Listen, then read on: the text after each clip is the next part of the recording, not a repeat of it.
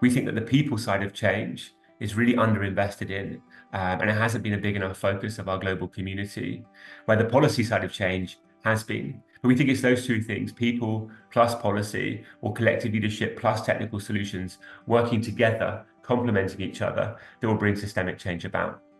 So in this report, we set out to understand better what we meant by this idea of collective leadership. We've been talking about it for several years as a network without ever really defining it clearly. So that's what you'll be able to read in our report, The Missing Piece, which I urge you to take a look at after this call if you haven't already. We're officially launching it with these calls today and yesterday. And it begins with this general definition of collective leadership. So the People First community, who are a coalition of development organisations, not only in education, commissioned an evidence review that was carried out by a number of global researchers that looked at the current evidence about collective leadership. And they generated this definition for collective leadership, which could work in any development sector or even in the private sector or elsewhere.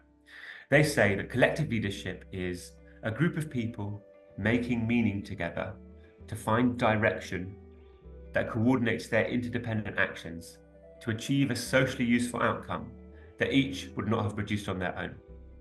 And they say that collective leadership, therefore, is a type of work that members of a group do together. It's not about a formal position. It's not about calling individuals leaders.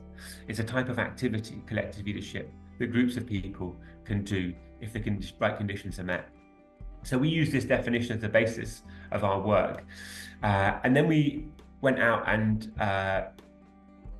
brought together a group of 9 of the organizations, 9 of the network partners across Teach for All in Peru, Chile, Mexico, the US, Nigeria, Austria, Bulgaria, Armenia, and India, to develop case studies to explore in a bit more depth what collective leadership looked like, specifically in our network, in education, how it's being developed, and how it might be contributing to system change.